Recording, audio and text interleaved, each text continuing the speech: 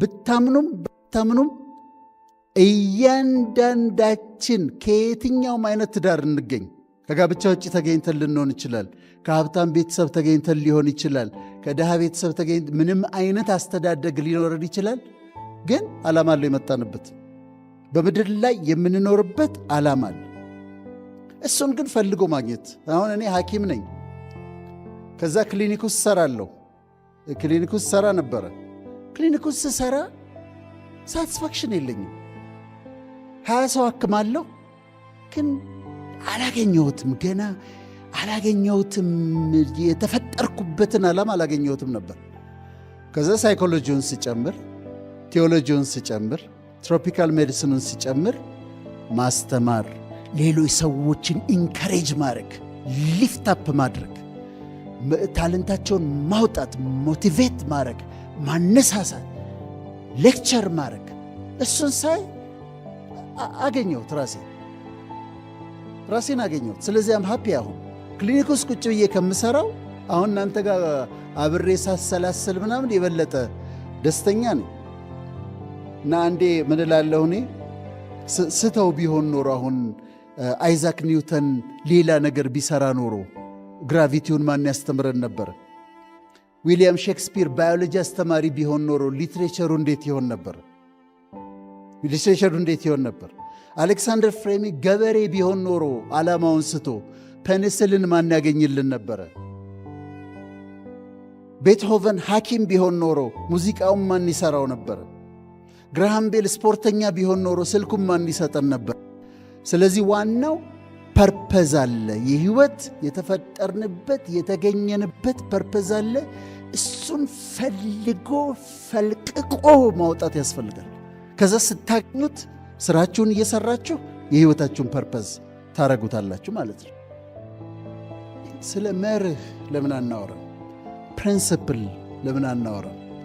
ፕሪንሲፕል ኦፍ ላይፍ፣ ስለ ህይወት መርሆች እናወራ። አንድ ሰው ሆኖ መኖር ይችላል፣ ወይም ደግሞ አንድ ሰው 1000 ሰው ሆኖ መኖር ይችላል። የአንድ ሰው ህይወት መኖራችሁ ማለፍ ትችላላችሁ። የ100 ሰው ህይወት መኖር ትችላላችሁ፣ ወይም ደግሞ ህዝብ ልትሆኑ ትችላላችሁ ብቻችሁን። እንደዛ ለመሆን ግን የህይወት ፕሪንሲፕሎች፣ ፕሪንሲፕልድ የሆነ ላይፍ መርህ ያለው ህይወት፣ በጣም ኢፌክቲቭ ህይወት ለመኖር ኤፊሽንት ለመሆን ፕሪንሲፕልድ የሆነ ህይወት መኖር ያስፈልጋል። ከዛ ነገሮች ያቀላሉ። እኔ አንድ ጊዜ ክሊኒክ ውስጥ እየሰራሁ አንዲት ሴት መጣችና የ15 ቀን ሲክሊቭ ጻፍልኝ የሆነ ቦታ ልሄድ ነበር አለችኝ። እንዴት ነው? አልታመምሽም? አዎ። እኔ አላከምኩሽም? አዎ። ግን ቅርብ ነች በጣም ለእኔ። በጣም እርግጠኛ ሆና ነው የመጣችው። አክሜሽ አላከምኩሽም? እኔ ያው አልታመምሽም። ታዲያ እንዴት ነው ሲክሊቭ የምጽፍልሽ?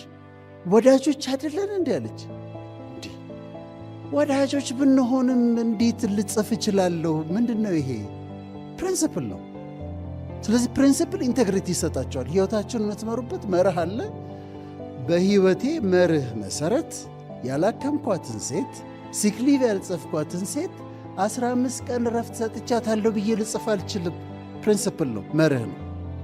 ስለዚህ በመርህ የምንኖር ከሆነ ሕይወታችን ቀላል ይሆናል፣ ኢንቴግሪቲ ይኖረናል እና በጣም ውጤታማ እንሆናለን ብዬ አስባለሁ። ስለዚህ ለምን እነዚህን ፕሪንሲፕሎች እያየን ሕይወታችንን እያየን አብረን እያሰላሰልን፣ ከፈለጋችሁ ሜዲቴሽን በሉት፣ ከፈለጋችሁ ማሰላሰል በሉት፣ አብረን እያሰላሰልን ያሉትን ደቂቃዎች እናሳልፍ። ወደ መጀመሪያው እንሂድና አብረን እናስብ። መጀመሪያው ላይፍ ፕሪንሲፕል ሰልፍ አክሴፕተንስ ነው። አብረን እንድናየው የምፈልገው ራስን መቀበል፣ ሰልፍ አክሴፕተንስ።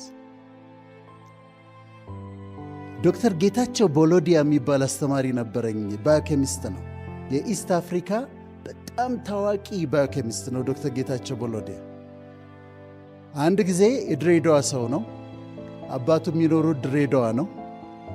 ከዛ አባቱ ጠጅ ይጠጣሉ እና ጠጅ ጠጥተው እዛ ድሬዳዋ አሸዋው ላይ ይተኛሉ እና እንግዶች ይዞ ፈረንጆች ይዞ ወደ ድሬዳዋ ሄደ ዶክተር ጌታቸው ቦሎዲያ። ከዛ መንገድ ላይ ዞር ሲል አባቱን አየ። አባቱ ጠጅ ጠጥተው ተኝተዋል። ከዛ ሹፌሩን አንድ ጊዜ አቁምልኝ አለው። አቆመለት። ኑረዱ አላቸው ነጮቹ። ኑረዱ ማስተዋወቃችሁ ሰው አለ አላቸው። ከዛ ሄደና የተኙት አባቱ ጠጥተው የተኙት አባቱ ጋር ሄዶ ይህን ሰውዬ ታዩታላችሁ አለ። ይሄ ሰውዬ አባቴ ነው አላቸው። this is my father። ተመልሰው ሲገቡ ሰዎቹ ገርሟቸዋል። እንዴት ልታስተዋውቀን ቻልክ? ጠጥቶ የተኛ ሰውዬ አባቴ ነው፣ የኔ አባት ነው። ሰልፍ አክሴፕተንስ ከቤተሰብ ይጀምራል። እኔ የገበሬ ልጅ ነኝ። እኔ አባቴ ጫማ ሰፊ ነበረ፣ ድሃ ነበረ። እንጨት እናቴ ልብስ አጥባ ነው ያሳደገችኝ። ጭቃ አብኩታ ነው ያሳደገችኝ እናቴ። ኩበት አብኩታ እንጀራ ጋግራ ነው ያሳደገችኝ። ታሪክ የሚጀምረው እዛ ጋ ነው። ቁመቴ ይሄን ያህል ነው። ማንንም ለመሆን አልሞክርም። ቁመቴ ይሄን ያህል ነው። የቆዳ ቀለሜ እንደዚህ ነው። ታውቃላችሁ፣ የቆዳ ቀለማችንን የሚወስኑት ሜላኖሳይትስ የሚባሉ ሴሎች አሉ ቆዳችን ላይ። እነዚህ ሜላኖሳይትስ ሜላኒን የሚባል ፒግመንት ይፈጥራሉ። ሜላኒን በዛ ሲል ጠቆር እንላለን፣ አነስ ሲል እንቀላለን፣ በጣም ትንሽ ሲሆን ነጭ እንሆናለን። ለእኛ አሁን ለአፍሪካውያን ይሄ በኢኳቶሪያል አካባቢ ለምንኖረው በርከት ያለ ሜላኒን ተሰጥቶናል። ሜላኖሳይቶቻችን በርከት ያለ ሜላኒን ምክንያቱም አልትራቫዮሌት ላይት ስላለ ቆዳችን ከካንሰር እንዲከላከልልን ሜላኒን ቀለሙ ካንሰር ስለሚከላከል አልትራቫዮሌት ላይቱ እንዳይገባ ስለሚከለክል ቆራልን። የሚገርም እኮ ነው። ስለዚህ ቆዳ ቀለሜን እቀበለዋለሁ። እዚህ ብቻ አይደለም፣ የትም ሀገር ሊሄድ ያው ሁሉም ጋር ስንሄድ ታውቃላችሁ፣ ጥቁር ነን። የመጀመሪያ አሜሪካ ሄድኩኝ ጊዜ ፎርም አለ ታውቃላችሁ፣ እና ሲሞላ ዋይት ሚላል ስትሞሉ ስማችሁ እንደዚህ ሞልታችሁ፣ ከዛ ብላክ ይላል፣ ከዛ የሎ ይላል። የሎ ቻይኒዝ ምናምኖችን ነው የሎ የሚሏቸው። ከዛ አዘርስ ይላል። ከዛ ይሁና እኔ ዋይት አይደለሁም አልኩኝ። ብላክ ነኝ እንዴ? ብላክም አይደለሁም አልኩኝ።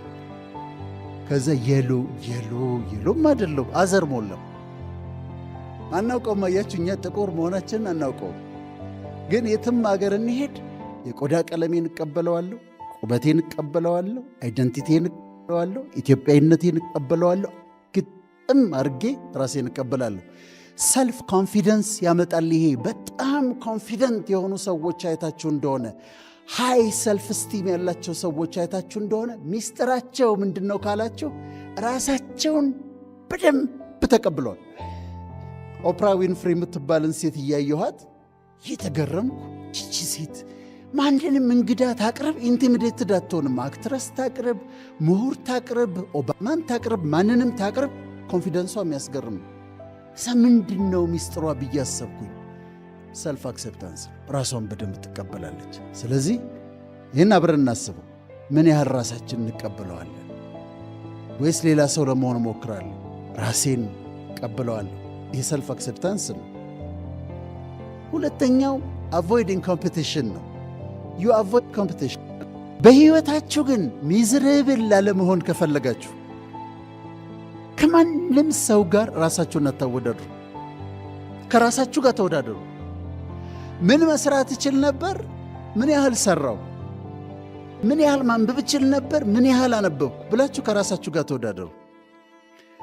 እኔ ጓደኞች አሉኝ እና አሁን አንደኛው ወዳጄ ዱባይ 20 ሚሊዮን ብር ቤት ገዛ። ጉድ እኮ ነው። ከዛ መጣና እኔ ሰፈር ደግሞ በዕድሜ ታናሼ ነው። እኔ ሰፈር 30 ሚሊዮን ብር ቤት ደግሞ ገዛ። አዲስ አበባ ደግሞ ያስፈልገኛል ብሎ እኔ ብኖረው ደግሞ አፓርትመንት ተከራይቼ ነው። አሁን ራሴን ከሰዎች ጋር ኮምፒት ካደረግኩኝ እንዴት ምን አይነት ትካዜ ውስጥ እንደምገባ አስቡት። ያወራልኛል እሱ። ዱባይ ሄጄ 20 ሚሊዮን ብር ቤት ገዝቼ እዚህ መጣሁና 30 ሚሊዮን ብር ቤት ገዛው፣ እዛ ደግሞ እንዲህ አደረግኩ። በፍጹም ራሳችሁን ከሌሎች ሰዎች ጋር አታስተያዩ፣ ከማንም ሰው ጋር አትቡ። ግን የራሳችሁን ፖቴንሻል ቱ ደ ማክሲመም አውጥቶ ለመጠቀም ከጓደኛ ጋር ራሴን ለማስተያየት። እኔ ደግሞ እሱ በትምህርት ቅድመ አያቴ ትሆናለህ ይለኛል። 12ኛ ክፍል አልጨረስኩም እሱ እና እሱ ደግሞ ከኔ ጋር ቢወዳደር ደግሞ ስቃዩን ነው የሚያው። ከራሳችሁ ጋር ተወዳደሩ፣ ከዛ ሰላም ታገኛላችሁ። ምን መስራት ይችል ነበረ? ምን ያህል ሰራው? ምን አቺቭ አድርጌያለሁ? ከዚህ በላይ ምን መስራት ይችል ነበረ ብላችሁ ራሳችሁን ጋር ተወዳደሩ። ሶስተኛው ፖዚቲቭ ቲንኪንግ ነው። ሐሳባችሁን ቀና፣ ሁሉን ነገር ቀና አድርጉት። ፖዚቲቭ ቲንኪንግ ኢት ሪሊ ሄልፕስ። ጓደኛዬ ጋር ደወልኩለት፣ ከዛ አያነሳም።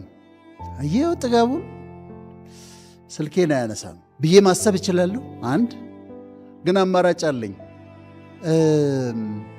አላየውም ወይ የነዳ ይሆናል ብዬ ደግሞ ማሰብ እችላለሁ። በር ላይ ስታገኛት ሰላም አላለችሽም፣ እንዴት ብትንቀኝ ነው ብለሽ ማሰብ ትችላለሽ።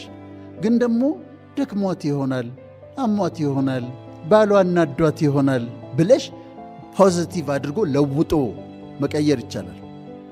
መስሪያ ቤት ውስጥ ፖዚቲቭ ቲንከርስ ካሉና ሁሉን አቅንታችሁ የምትመለከቱት ከሆነ በጣም ሰላማዊ ህይወት ትኖራላችሁ።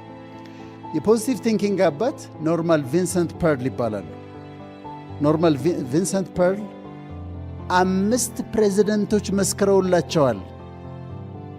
ለአሜሪካን ከዲፕሬሽን ከትልቁ ዲፕሬሽን ለመውጣት ምክንያት ከሆኑ ሰዎች ዋነኛ ከሆኑ ሰዎች አንዱ ኖርማን ቪንሰንት ፐርል።